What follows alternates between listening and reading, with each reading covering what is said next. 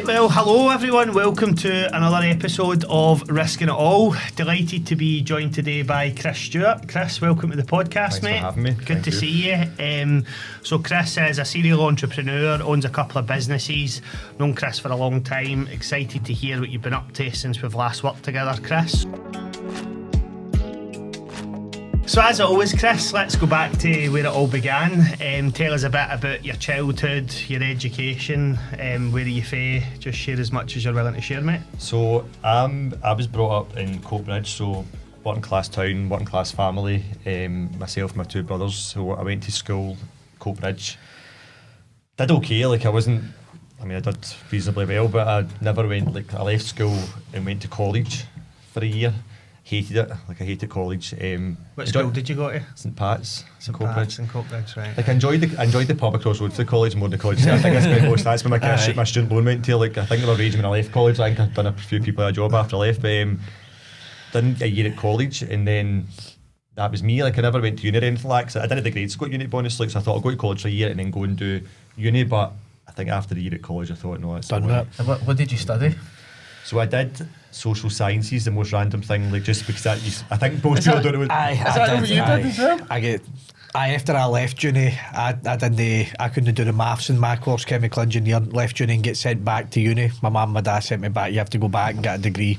So I did 2 years of social sciences and just went to the boozer all the time as well. I think I must be able to become female. I think that's part of the course, just going to pub.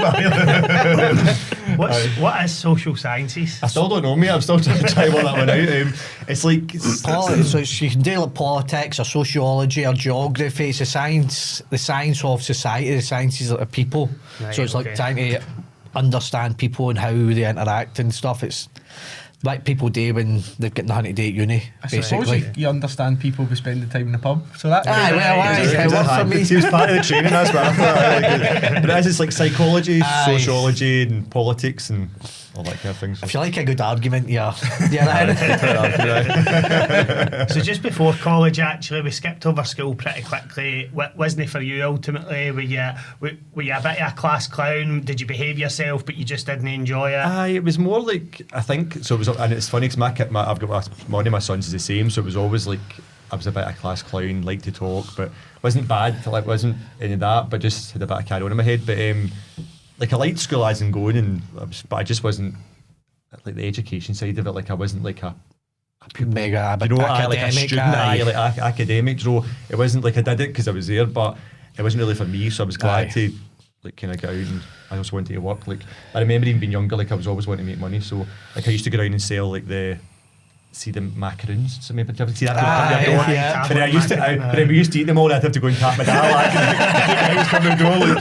So I did that, and then I did even the paper rounds and done loads of stuff where I was always doing something. So, and I used to work when I was at school in the Hilton over in Strathclyde. I used to work in that, and then so I'd do that at the weekends. I used to work nights in there as well. So I used to work in the when you're weddings. So I would do the bar runs from the bar because I wasn't old enough to work behind the bar, and then I used to work in the bar at the weekends again doing table service. I did that 5 days a week even when I was at school. So I was always wanting used to the money. So then I think when I left school, I thought I'm not I went to college and I got the bursary. I liked that. I thought well, there's a bit of money, but that soon goes quite quick. At the pub. So I've always kind of wanted to work. So I was quite. You've always for the offset then had a bit of kind of entrepreneurial flair. Wanted to earn a bit of cash. Did the old selling tablet and macaroon. I did that as well, to be fair. Similar to you, I was hopeless. I just ate it and then worried about figuring out how am I going to pay for this. Yeah, I even done the Littlewoods pools as well. Remember that one? It was my mum's name though, because she was 18, so you weren't meant to do it. Do you know what I mean? So I did that as well. There was a few things. It's always up to something. Oh, you're showing your age now. Littlewoods pools. When people watch this going, what's the Littlewoods pools? All right, mate. So off to college again. Just wasn't for you. Did you do a year at college? Did you say? Did a year, but I didn't even I didn't get the qualification. I got through the year, but I didn't leave anything. It wasn't for me. What was your first proper job? My first proper job, depends I suppose what you class a proper job. My first full-time job, I worked in the time capsule. See, that was my first Lifeguard one. Ice rink? I know I worked up in the catering part of it, so I went in there. That was my first kind of job, and I didn't know what I wanted to do, so I ended up in the time capsule. Working in the cafe, and I actually loved that job because it was all people, I was only young, And it was all young people, so it was just like a big party and you all socialised together, so I really enjoyed it. And I was there for like a few years and I thought I need to do something proper, so that's when I ended up in British Gas with Mr. McGill. So, and then working in British Gas, I think like I started in British Gas in the call centre, which I loved as in from the people point of view, because again we were all kind of like a lot of people the same age, like all get very sociable, but I hated being on a phone. Like, see, I like to talk, but I hated that being stuck on a phone. Like, I want to talk to my pals beside me more than talk to the customers. The customers are a distraction, I mean. But the good thing with that is, and I've said this to people before, like when you go into like that call centre in a business of that size, you've got loads of opportunity because you can then go and move. So I done it for a bit and thought I need to go off these phones, and then I went in and ended up working in marketing, strategy, learning development, sales, like customer journey. So it's all stuff. And then when a company that size, you kind of learn a bit when you're involved in that stuff. So, and then it's all stuff you can then take forward and use and put on it yourself. We had Scott Smith on a couple of weeks ago actually, and he spoke about he didn't realise at the time when you're in it, but you're learning so much in an environment like that really sets you up and serves you well for moving on to other things. 100%. Like I remember starting my first business and there was loads of stuff that then, even doing things like business plans, like pulling together presentations, like learning to talk to people, because when you worked at British Gas and I worked in like L&D, you were standing up doing training for like maybe 20-30 people. So even that skill to stand in front of a room, present, working in marketing strategy, like there's loads of stuff that, as you say, at the time you're just doing your job, but when you actually have to go and apply that in your own businesses, you think you've got loads that you can use, and there's loads of stuff you've learned, which at the time you don't take that on, you don't realise it. How long were you at British Gas in the end?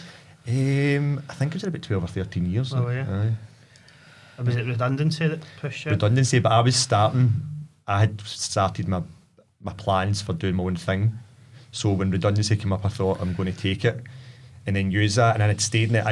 When I'd left British Gas, I got another job straight away, so it worked out quite good. But I was then planning to do my own thing, so I wanted redundancy money, and I thought I'll use that for a business. And see what you mentioned there on the whole progression, because that's what I experienced, because I worked in a call centre at one point as well. But there's loads of people that work in call centres and just stay in a position for like 10, 15 years. See, for anyone who's maybe sitting in that and thinking to themselves, how do I get off the phones, because that was always the phrase, wasn't it? I need to go off the phones. Thinking back to your journey, was there anything that you think actually helped you progress off the phones back then? I think it's just the desire to want it. It's the desire to want more. As you say, it's so easy, and not just in anything. Like, it's so easy to get stuck, and then like you hear so many people like complain about a job they hate, but they've done it for 25 years. Like it's so I think it's that sometimes it's maybe the fear of doing something. It's easier to probably be sitting in something that you're used to, that you don't enjoy sometimes, and the fear of going and doing something different and not knowing how it's going to work out. So I think it is just that desire to do it, and then just it's taking the chance, isn't it, and taking that leap. Yeah, get overcoming the fear.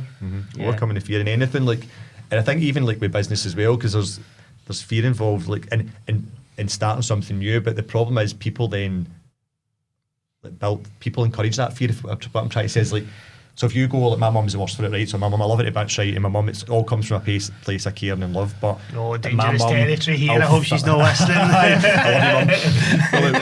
My mum, anything I've thought of, like when they're starting a business and all the worries you go through, and you're putting all of your head, it's going to the point it nearly stops you from doing it.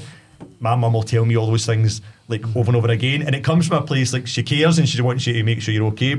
And you'll find that with the people closest to you, that they will say to you, like, have you thought of this? What if it doesn't work out? What if this happens? Like, what if you can't pay your mortgage? Like, you've got 3 kids, but and then they'll fill it with that. And I think like that. And my mum is the worst for it, to the point I've had to say to her, like, going to just stop. Like, see how you're telling me, like, I went through this a million times in my head. I'm going to do it anyway. It's nearly stopped me doing it, but I'm still going to do it. So I think there's always fear in anything you do, like, and it's natural, but you've just got to do it anyway. And there's risk involved, and there's risk like walking out the door in the morning. There's risk going on a plane, and there's risk getting married, driving a car. Like, there's risk in anything. So you've just got to take it, and it's calculated risk as well. I think like it's making sure you've also mitigating that risk as much as possible. But yeah, that makes sense. I vividly remember, I think I spoke to you about this recently actually over LinkedIn, but I remember like getting to know you in the contact centre and having probably my first like real conversation with you, and just having a blather about what you were up to. And I can't quite remember what it was off the top of my head at the time, but I remember actually saying to you, how on earth do you get time to do all of that? Like, I feel like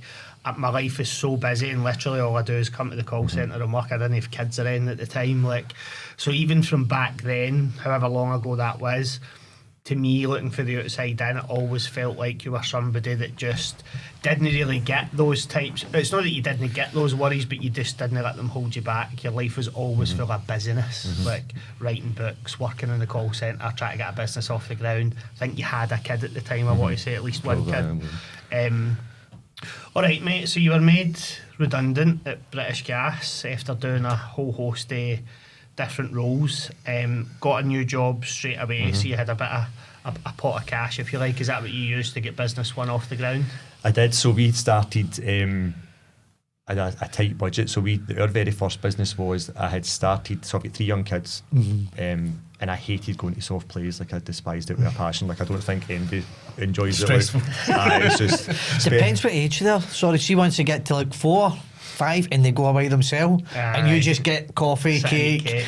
That It's is all good. amazing. But at your age, I'm that's dragged in torture. with the ear up and doing the thing constantly. You get by that and then it is absolute heaven. You can go with the missus and you are in delightful zones. So that was the same. So I had young kids, and I hated going to soft plays. I said, like, because you'd go in and it was always the big cold industrial units, and like that, they're young, they'd go away and you couldn't find them, and they'd get lost, and there was always not every soft play, there's good ones as well, but and it was that way that it was a cold industrial unit, you had the plastic cheap tables and these stinker chips, and it was greasy food, all that kind of thing.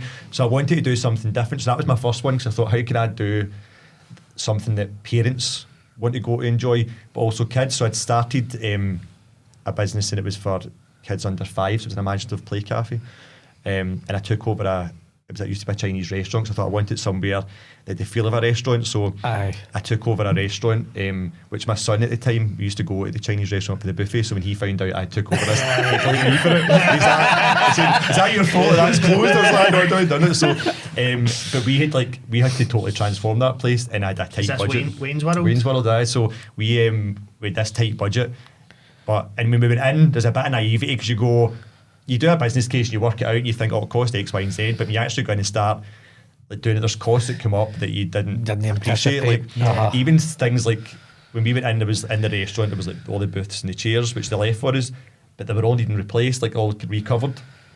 So I thought that's something I hadn't anticipated. We got a quote for it, and they were wanting like $4 or $5 just to do that. I'm looking going. So we ended up doing it ourselves. We sourced material, and I wrote down like my mum and my pals, and it was like a conveyor belt. We were doing like taking the chair off, stripping it, using that as a template, getting somebody else to hammer it in. So there was loads of stuff, but the budget was tight, and then we spent, and talking about time as well. So me and my mate had went down, and how it worked is when you went in, you had the restaurant place for the parents, and that was set up and made somebody they'd enjoy.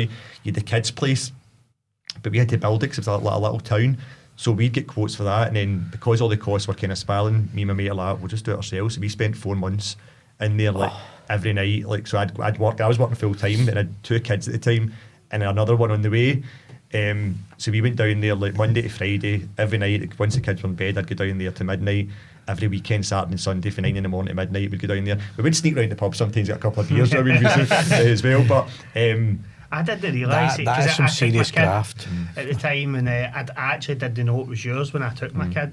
I hadn't realised that you'd built all that yourself. Aye, we did that ourselves. It's pretty tough for anybody that's no been to like visualise. Did you take your kids? No, I didn't, but I can imagine you built a wee toy sort of tune. It was a big street, so it was a big town, like, so, and it different, and it was all down to like, we'd done like even, so there was like beauty salons, police stations, there was a jail inside it, and bars, there was a fire station, so it was a lot of build in it. So we spent 4 months on that. Well, the whole thing took 4 months, but we like it was we were just constant down there. So, and then it's, as I said, even the stuff like getting it all set up, because when you walk in there, you go, I'm doing this kids' place, but you're also starting a restaurant as well. So there's all the things, and creating menus and setting up, hiring 14 staff and all the processes and all so there's a lot into it. So we did just 4 months just constant down there, like it's and as I say, I had another baby in the way as well. So that was.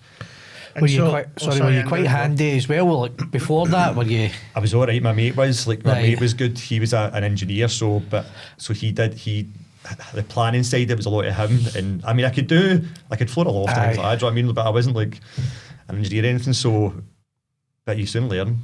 See, you're not getting the money to do it, you soon see your money's run now, you learn. There's a lot, it's amazing what you can learn now. So it was a lot of work, but and it's like that whole time thing, and I think like if you've got, what's the saying that I always like, if you want to do it, you'll find a way.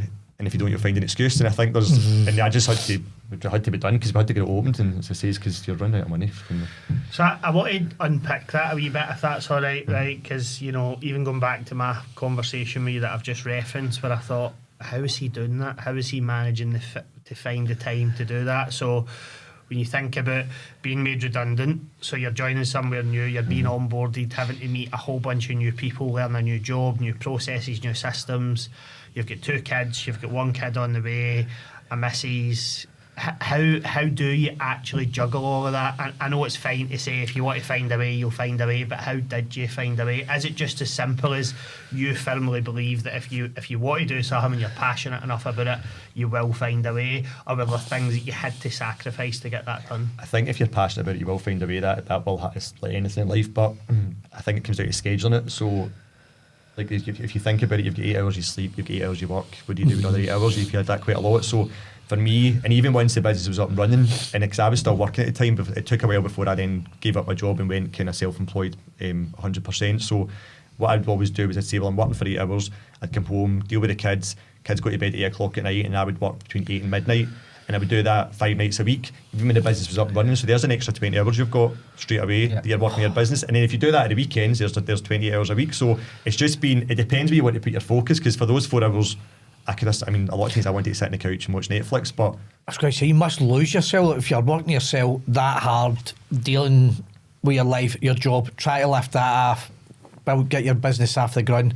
And I'm assuming then your other 2 kids were young as well, so that's like so. You need to be there. Like my kids are 7 and 10 now, and I can leave them for an hour to go and tidy up or that. But when you've got young kids, you're in it with them all the time. Like that is, you must have really put a strain on you. Never mind your relationships. I think it's back to you saying about if you're passionate about it, like because it's something I was passionate about, and I was really invested in it. So, and I still spent time with the kids. So I'd come home from work, and I was time with the kids, and that was it, and nothing else would happen. But then the minute and I was quite like regimented with their bedtimes, because I thought once I get you to bed at 8 o'clock, then I can do my own thing. And those hours, they all build up. So if you're, as I say, if I was working 8 till 4, 8 till midnight, Monday to Friday, there's 20 hours a week that I'm working that business. So, and if you do a bit of work at the weekend, you're approaching kind of full-time hours. So you're doing a full-time job, you're doing that, and it sounds a lot, but it's what it took to get it off the ground and do it. And eventually you kind of rein it back a bit when things go up and you've got managers in, you've got them trained up, etc., etc. And then I opened other things, but it's what it took to get it going. So. I think it's an important point, and the reason I'm trying to unpick it is because a lot of people that will be listening or watching are probably in that same frame of mind I was in for a long time, where I wanted to do something, but you convince yourself in your head that I don't have time for that. Like, I've got a busy life, I've got a busy social life, I'm working full time, married, kids, life, that wee voice in your head always tells you don't have time for that. That's why I think it's just important for.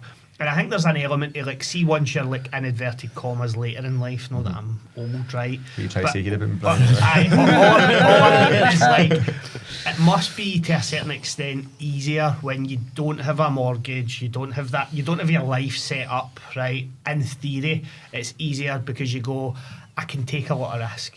It doesn't really matter if it fails. Then cool, I'm maybe living with parents anyway, so I'm not any further forward, I'm not any further back, I'll go at it again. Whereas I think when you've got your mortgage, your life set up, there's that element of, like you spoke about it in episode 1, Andy, around pulling that ripcord of getting rid of the salary and going, right, I need to make that leap now. And one of the things I was going to ask you actually is, thinking of my own experience, I was not similar in the fact that I was sitting on a laptop doing the same sort of schedule as you, so nowhere near as exhaustive, but thinking of my experience, when I was doing those hours, I was seeing the returns on that fairly quickly because it was work that was, needing done on that day. Obviously, with your scenario, you're taking 4 months to get a place open, so it's a bit more of a slow burner. Was there ever any points where you were like close to giving up, or you were like, this isn't happening quick enough, or? No, I wouldn't say giving up, because I think there was still momentum, because you were still seeing, and I think that's that also always driven me when you get momentum. And I've always said to people, like, if you're going to do something, just start, because once you start doing it, you get momentum. It's amazing what you can achieve. So even when we were working through it, you're seeing a difference, you're seeing progress, you're seeing the place coming together, you're getting your licenses sorted, you've hiring the staff, like, because there was loads to do, but as you start seeing all that coming together, I think that so it was kind of knocking off the milestones. Yeah, that makes perfect sense. Definitely. So you got going, and let's call it like year one. So you get going proper. Takes you 4 months to get properly up and running, to find your rhythm. How did your first period of kind of trading go? Were you enjoying it? Was it busy? Like brilliant, like it was flying, I think. But the one thing we did have is, for all the preparing, we're doing all this hours of work, we forgot to get an entertainment license. So that, and we realised we needed one like 4 weeks before we opened. What is that? What is it? So it's like, so anything that's kind of like entertainment-esque, like you've got to get a license for the council, Oh, and then you've got to display it for 28 days, and it was like 4 weeks before it, and I realised that we didn't have one. So, and now I can say it now, but at the time they said you apply for it, 28 days in the window, and then we'll go for it. But by the time we got it, I just opened anyway and stuck in the window. I can say it now, but at the time I was like, we'll just risk it. I would just have stenciled on it and stuck it on the window. So I got away with it. It was brilliant when it opened. Like, it was because when we had been building it, we'd also been marketing it as well. So we had done like a follower story, and at the time there was nothing like this. Like, there's quite a few of them popped up now, but there was nothing like this existed. There was one in Dunfermline that I had seen that gave me the idea, but again, that was in an industrial unit. It wasn't like a restaurant. But so we had put some on our social media. We'd kind of done follow the journey and done all the build, and so we'd kind of get people engaged in it. So when we opened up, it was full, like constant, and we had people coming from like down from Ayr, because we're just outside Glasgow, from Ayr, with people through from Edinburgh. We actually had a couple who left a review to say they'd booked an Airbnb just to come through and stay so they could go to the morning session. Like, so an Airbnb in Coatbridge. That must have been a risk, imagine that. So it was really busy. Like, it was flying actually to start with. Like, it was great. So What year was this? about 5 years ago, 6 years ago. So was that 2018, 18, 19. Right. Right, Yeah, okay. So I guess in my head, early 2020, good old COVID-19 arrives. Are you still on the go at that point in Weanz World? Aye. 5 years it was done. So it did. We were, because when COVID hit, we thought, it's going to be a couple of months. I remember talking to the staff to get them all in, because you didn't actually believe it was going to happen. You were going to have to shut down. So when we did, I'd say to the staff, look, it'll be 2 or 3 months, like, we'll get through it, like, it's fine, don't worry about it, you'll still get your wages, your jobs are here when you come back, like, nothing's going to change. And then obviously it turns out I was wrong there. So I'm sure there was plenty of conversations like that happened across the country where it was wait a couple of months, don't worry about it. How is that conversation with your staff? How did you? Obviously, I had the same conversation. It's the hardest moment I've ever had in business. That conversation. Did you find it all right? Were your staff quite receptive of it? Or? No, it was worrying. It was tough. Like, because I think, because you've also got to put, like, I always honest with them, but you also want to put on a face to show that, like, I'm being honest, but like, I'm confident that what's going to happen. But inside, because I'd never imagined in a million years I'd shut the doors. Do you know what I mean? Like, so it was tough, definitely tough. But the good thing was that's how the second business came about, because when we closed our doors, we then kind of pivoted and we started doing deliveries, as everyone did, but we done like things that were focused on like young families. So we did like these afternoon tea boxes, and we had like DIY pizza boxes to do with the kids and loads of different stuff. And then we got orders from big companies who wanted to go and deliver to their home workers. So I remember we were doing this, and we were maybe getting like a few orders every day and all that, and then a business phoned and says, like, I've got these home workers, could you do it? And I went, aye, brilliant. What are you looking for? He's like, I've got 1,400 people sitting in the house. I got uncles, my dad, like, everybody like, driving. They were all over the country. They were like through central Scotland, down in Ayr, up in Falkirk. So I had like, but the good thing was, nobody was working, so I had my dad, my uncles, some of the staff in, like, we're all out driving. I was doing it, like, so we're all driving about the country delivering these afternoon tea boxes. And then on the back of that, there was a part of the building that we'd never used before, and I always looked at it and thought that would be a good takeaway, because it was on the main street, and even the front of it, the way it was set up, and it's like stairs you went down to this kind of wee front bit, and it was a cellar door. It was an old cellar, so we converted that and we opened up a street food takeaway. So that came out of lockdown. Then that was kind of one of the things that I suppose was a benefit of lockdown. So and it was in the outside, it was 2 separate trading businesses. It was called Street Eats. So with that one, and then with the second one beside it, but behind the scenes we had the same staff, so it was the same kitchen. So we had that going, and we were on Just Eat and all the different apps. plus we had this footfall from the street, and then we had the restaurant, obviously the kids' place, and it was all going at one time. So Right, okay. That's brilliant. What's the and you don't need to get into like, you know, a really granular level of detail, but margin wise in food, is it good?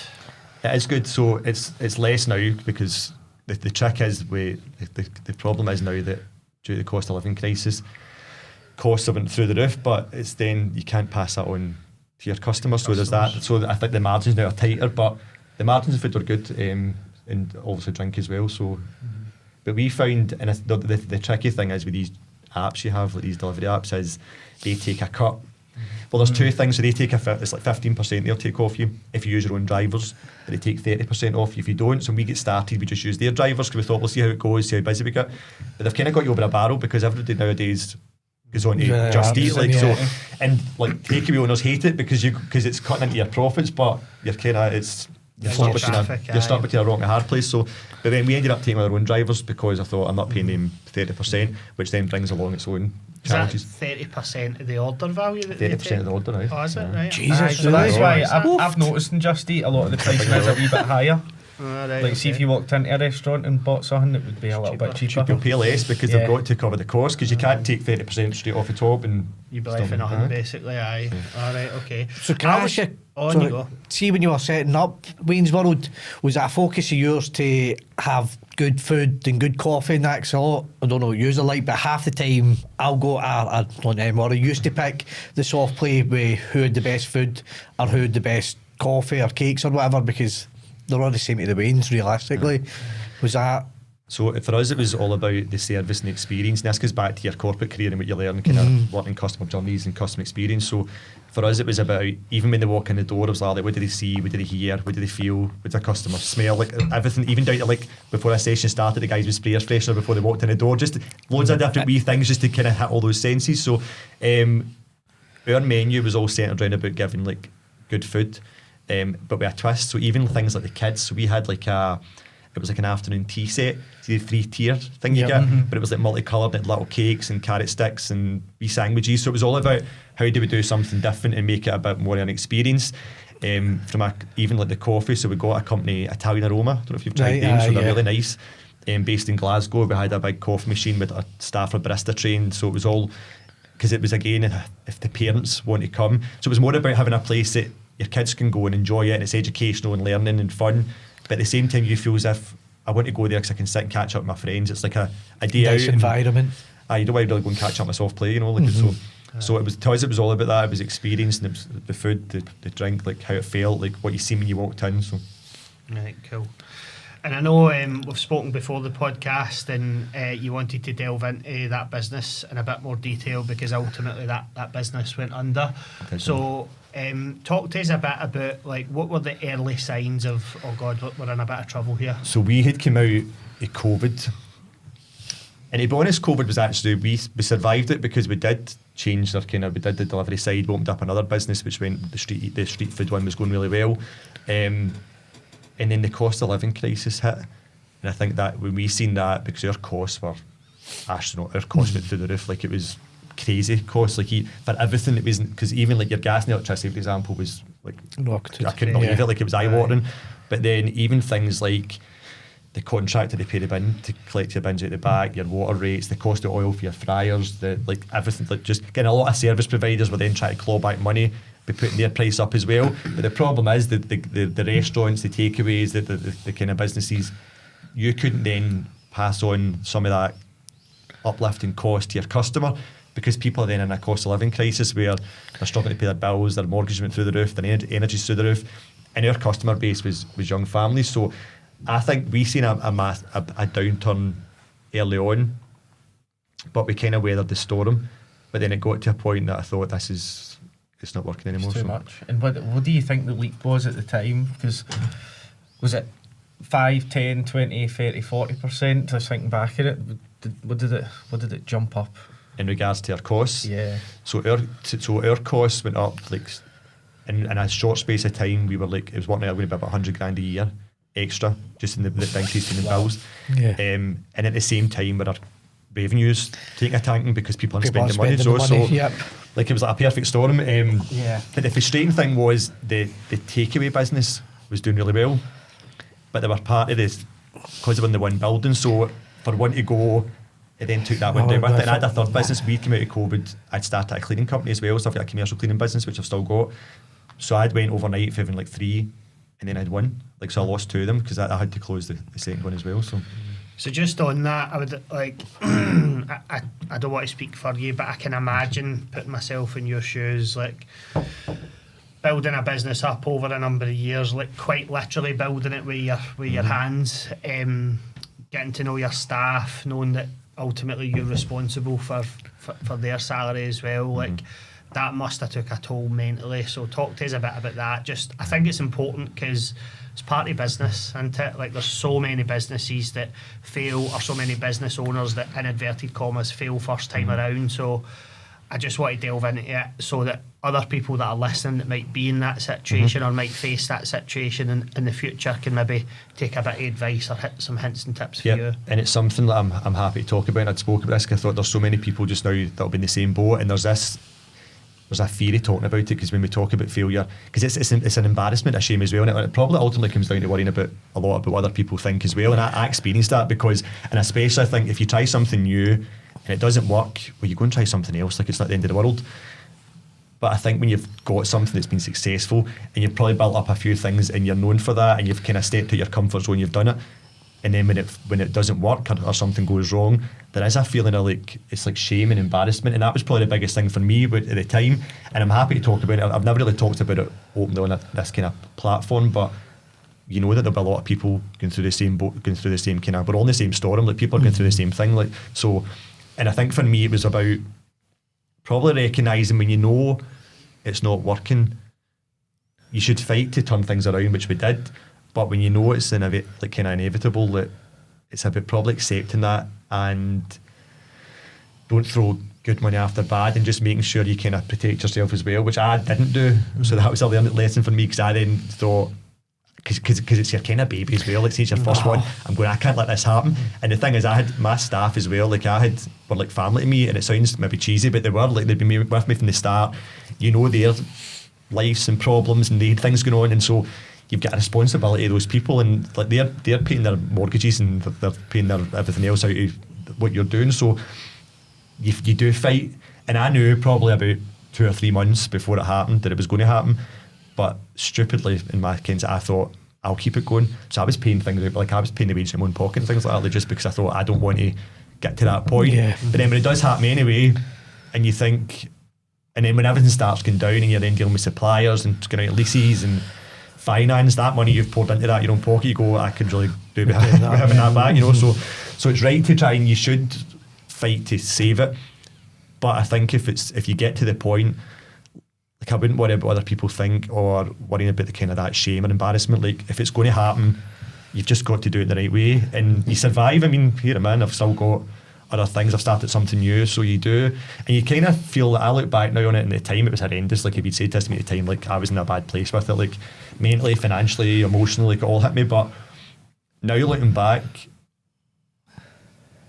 not that I'm glad it happened, but I'm okay with it, because I've now started doing other things, so that I'm enjoying it, and I think, well, maybe that was moving out of the way to make way for something else. So yeah, things happen for a reason and all that jazz. But you know, thinking at that time, I could only imagine the stress that you were under. It's your worst nightmare as a business owner. It's the worst that could happen. Yeah, unfortunately it happens every day. But how did you go about, like, what's the steps of winding down a business? Like obviously communicating with staff and stuff like that, but you mentioned a couple other things like leases and contracts. I can't imagine that's an easy process. How does all that work? No, it's not. It's a nightmare. So because there's so much to do, because you're tied into so many contracts, especially when you have like a physical venue. So you've got like so many, like your lease, you've got contracts for everything.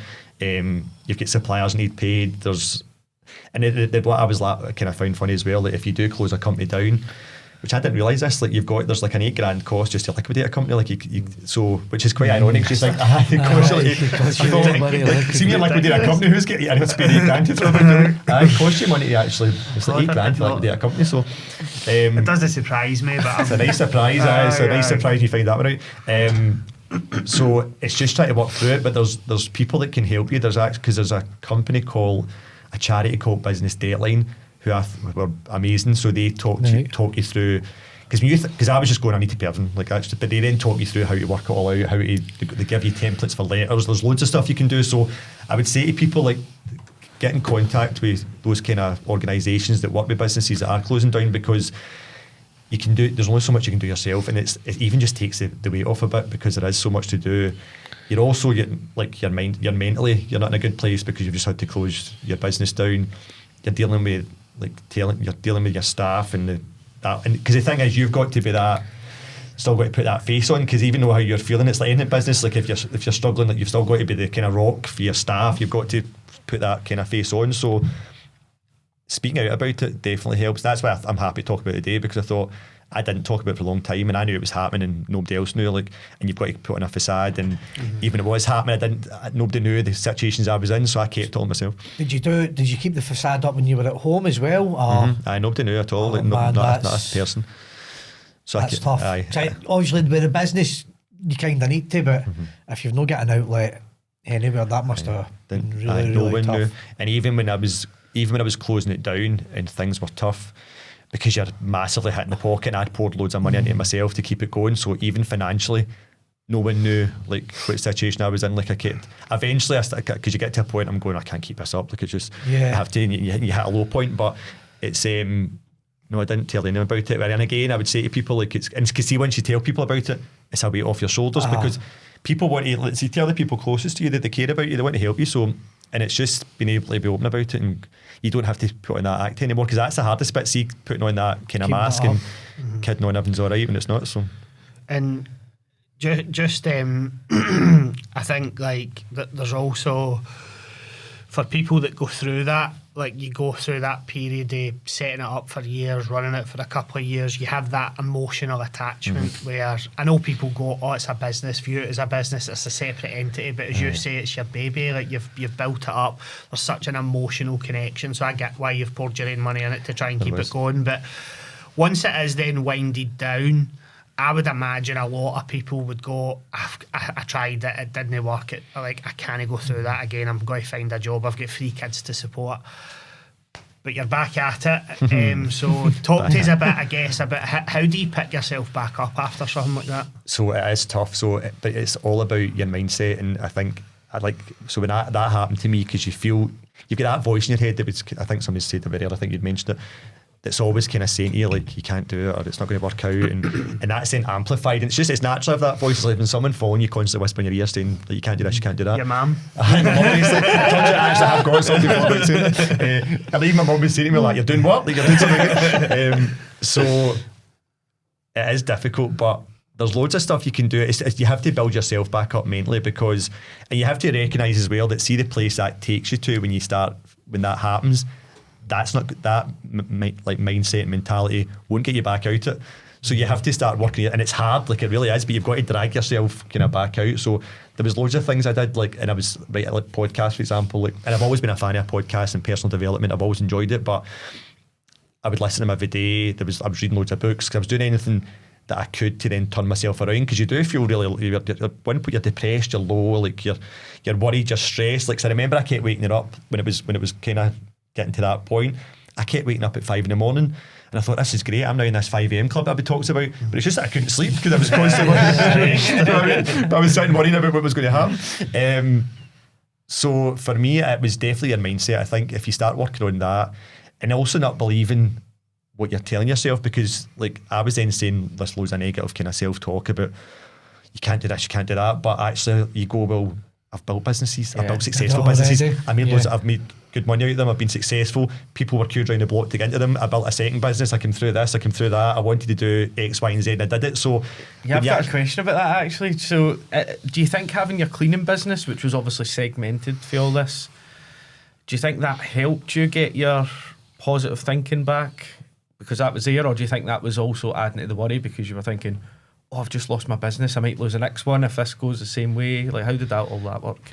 I wouldn't say it added to the worry or it got me through either. I think it was just something else that had to be, because see, for a good few months I felt as if I was on autopilot, because that whole thing, you're putting on a face but inside you're kind of in turmoil with everything that's happened, and you're worried and you're stressed and you're struggling, so it gave me something to focus on. But I think for a good few months I was kind of going through the motions, and that's when I was going, like, if I'm going to turn things around and get back on track, like, I need to sort myself out. Like, if this is going to change, like, I need to change. I need to get back to who I was rather than the person I am, because that's not what I'm doing just now, and how my mindset is and how I'm thinking.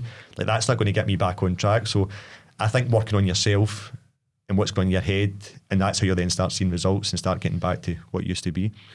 And see the people in your life, like, obviously you've touched on your mum, but I would imagine, like, your partner, even, I don't know what age your kids are, but as you say, it comes from a place of concern. They're no like nagging for the sake of nagging. They worry about you. When they start hearing that, you're trying to pick yourself back up because you want to get yourself going, you want to start something new, you touched on those concerns are amplified. Did you experience some of that around, like, why would you want to do that to yourself again? Just get a job and...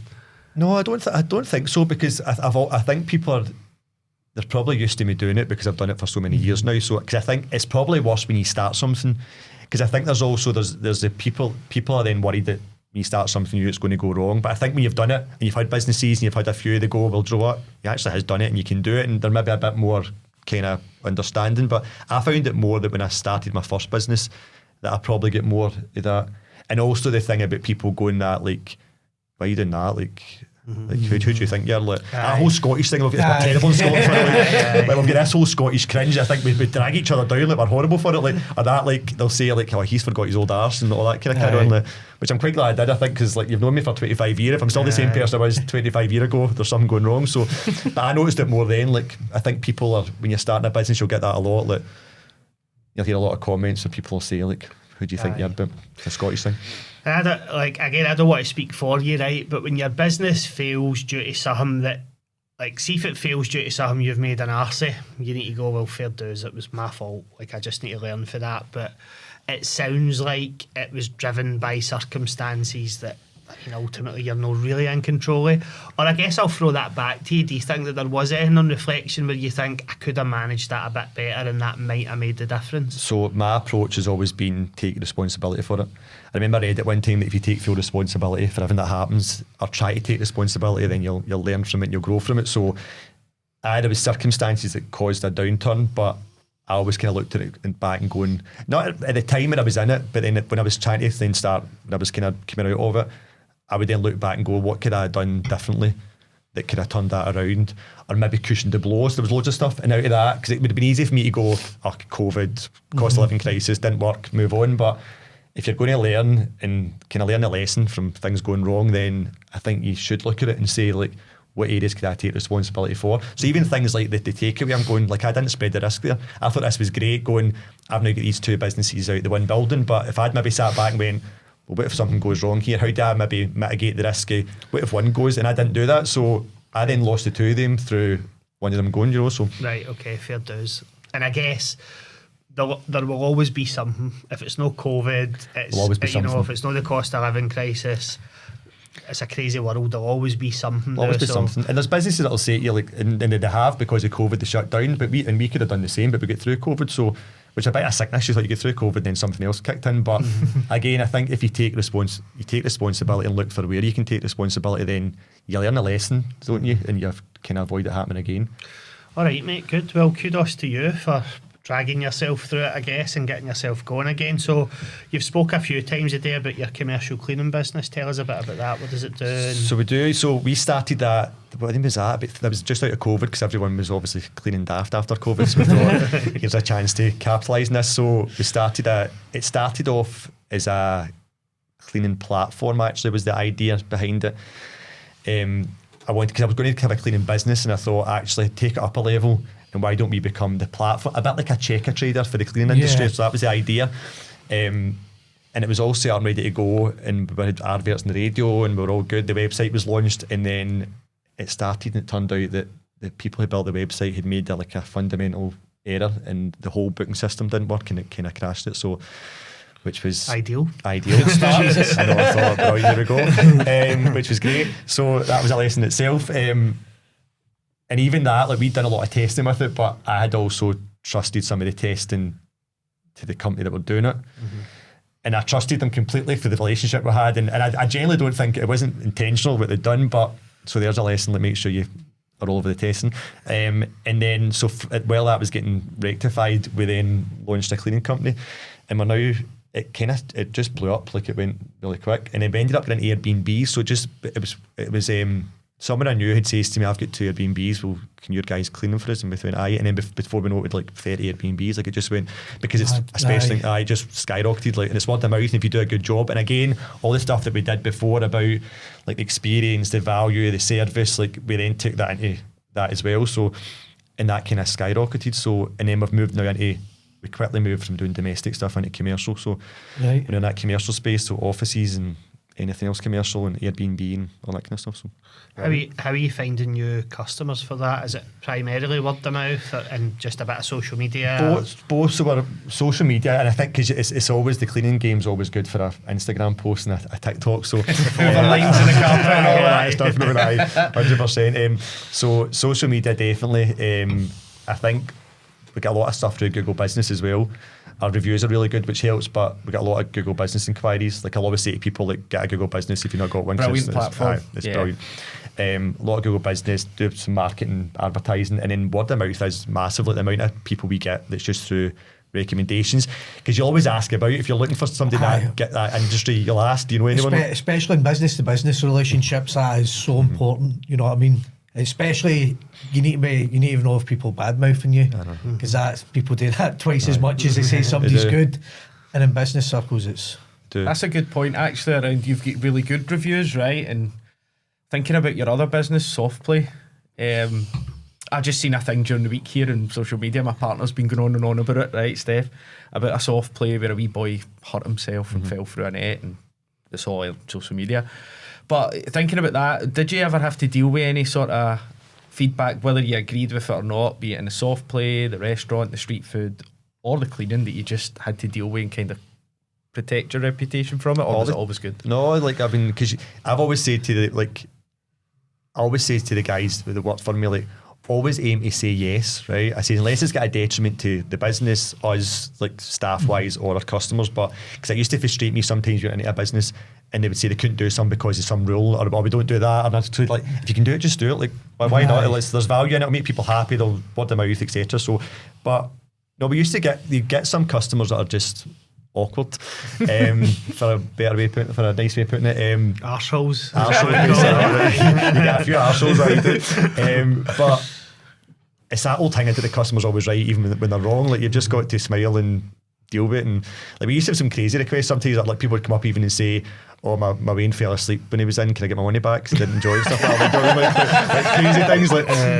And I'd say, I said, just give me a free pass to come back next time. Like, so I mean, like, it's just like, why argue about that? Like, but some of the things you get asked, it would blow your mind. But more than that, I think, so in our reviews for the kids' place were amazing. Like, and we always got it, and it was always round about things like customer service, the staff being friendly, because we hammered that into it. And it was constant with that one, because I think something that I think I learned as well was, it's easy to set up and train people how you want it, and then go tick a box and walk out. But you need to continuously be on that, like, and train the trainer, like train people in the organisation to then train other people, and you be assessing it. Like, you've got to be on it all the time. So our reviews were good, but we did get occasional crackers. Like, do you know, I think a lot of people listening would think, for like a soft play, like why bother? A soft play is a soft play, right? But I was actually bad mouthing a soft play on Sunday, because we took the young kids there, something stupid, right? Ordered a cappuccino, didn't come to the table, so it was like 25 minutes later. I was like, I'm going to go up and get this cappuccino. And the lassie that served me, she actually just made me feel like I was a complete inconvenience. I was like, I'm really sorry, we've ordered this, it's no okay. And she was like, where are you sitting? No, that way. And straight away the defence is up, and you're like, I just want the cappuccino. Like, I'm not after an argument. But of course you leave there and then you have a rant to somebody else. Do you know what I mean? So it's like any business you're in, like, because we want it to be the best, and that was the whole thing about having the restaurant, having it different. And I thought, like, I want people to choose to come here. So, like, the whole experience thing, like, regardless what industry you're in, like, you want to make, if you want to be successful, you want to make money and you want to keep growing, then you've got to, like, focus on those areas. Like, because even simple things, I used to hate getting into a shop and, like, someone would be doing something and you stand at the counter and they wouldn't even look up and go, I'll be waiting in 2 seconds, mate. Like, see that, and just ignore you, and I'm going, like, just this simple things like that, like, can switch you right off straight away. And it's things like that people probably don't focus on or maybe miss. Like, here's a question for you on that, right? I was watching a podcast recently and they reckon that at the root of that, right, a lot of the times it's because naturally the staff don't care as much as the business owner. So if you see that in one of your places, you go, what's going on? You really care about it. Whereas staff member potentially on minimum wage, it's like, why would I care? Do you know, why do I really care? So what did you used to do to try and get people really bought into that? I think it comes down to engagement. Like if you employ staff, put them in a job and walk away. But if you're present as well, I think as part of you being present, it's part of working with people. It's having people enjoy their job and knowing that you care as well. And also part of that is getting rid of people that don't fit in with what you want to do, because all it takes is one bad apple, as I say, do you know what I mean? And it can destroy your whole, like, your culture. It can take everything down. And we've had that before, where there's been one or two people that you've thought, look, you need to go because you're actually affecting us. And it was silly things as well that people you would wonder, like, why are you causing like drama? And it's a personality thing, but I think that's a big part of it as well, is making sure that you recognise some people that just don't fit, and like when they show you who they're kind of believing the first time, like, don't let it kind of run and face and face. Hire fast, fire faster, I think is what they say. True, yeah. You're trying to grow. And I think it comes down, like, and we had a close knit team, which helped, and people got on together because we did look at that, and we fostered that as well. We fostered that to make sure that people did go on with each other, that there was a closeness, that there was an openness, and making sure that anyone that didn't fit or was kind of detriment to that was quickly removed. Not in a cruel way, but just going, like, if you're not the right fit, and you're not doing it, then, like, because at the end of the day, it's your business, it's your business that's impacting, so it's hitting you in the pocket when somebody's in there and not doing the right job. So all right, mate. Well, we'll talk a bit about what does the future lie for Chris. So I know that you've just started a new venture as well. So talk to us a bit about that. So I've always, and it's probably came from what I've been doing. So I've always been like a fan of personal development. And I remember back in British Gas, I was a coach back in the day, like, and I did all that. So I'm in the process of starting a new business. So I've got the cleaning company, as I say, it's a commercial cleaning company. And we've got plans for that to expand as well, and there's other things on the horizon. But I'm also moving into that personal development space. So I'm starting up my own kind of coaching business, and working with business owners and working with individuals and roundabout mindset, and how to, like, I love that part of maybe why I've had a few of them. Like, I love the part of starting a business. Like, I find that quite exciting. I love the buzz of it, and like getting your logo, getting your name, what's your strategy, like getting your plans together. So working with business owners who want to start a business, who want to scale a business, people who are struggling in business and want to kind of overcome it.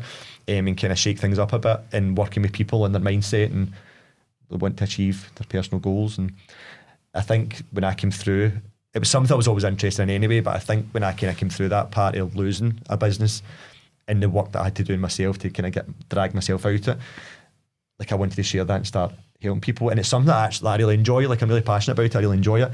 And actually, when I look back and go, well, if that hadn't happened, I probably wouldn't have took this path. Like, I wouldn't have been down this road. And they always say that when something happens, it's like moving out the way for something else. And there's so many people, I think, that have went through probably similar things to me, that when you do talk to them, like, in the future, they'll say to you, well, actually, I'm kind of alright with that happening now, because I wouldn't be where I am now if that hadn't happened. And it always kind of works out. So, and some of the biggest people in the world have, like, had loads of failed businesses, and then look where they're now. And again, if that hadn't happened, they wouldn't have ended up where they were. So I do genuinely believe that. So yeah, that's my next big thing. Good, right? Sounds great. Sounds great. And what's your coaching business going to be called?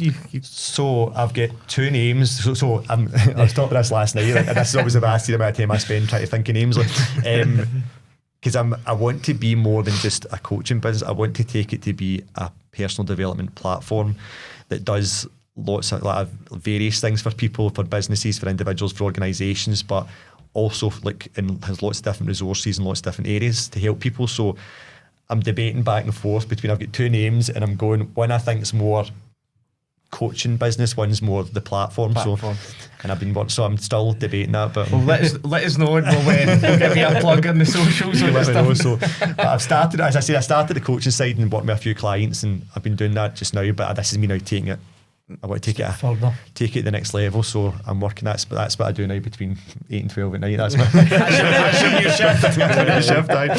Working on this, but it's just been spent trying to think of this name and the logo. But well, good luck with it, mate. Big business and that, and you know, they talk often about like being an entrepreneur can be quite lonely. So I think actually, you know, even on my own LinkedIn, pretty much every day I see people pinging messages out to folk looking for mentors or a bit of coaching. I know that Barry did a bit of that before I joined. Found John it hugely beneficial. Well. So good luck with it, mate. Thanks very much. Aye, best of luck, and thanks for sharing all the story, you know, going into that great detail, because it's easy to just talk about all the wins. So and we tend to do that, like, don't we? Like, we see a snapshot of all the wins, but it's never the case. And we're all the same. Like, we've all gone through the same struggles. So no, brilliant, Chris. It was excellent. Thanks for having you on. Cheers, Chris. Thanks for having me. Thank you. cheers. Thanks, folks, for listening or watching. Check us out on the social and give us a like and follow. Cheers all. See you next week. Thank you. Right, my man. Well Brilliant. done. Thanks very much. Thanks very much. Really Cheers, enjoyed Chris. That was mate. excellent. Good. How'd you find it? All right. Aye, fine. Aye. Aye, good, mate. But like, I was wanting to talk about that because, as I said, like,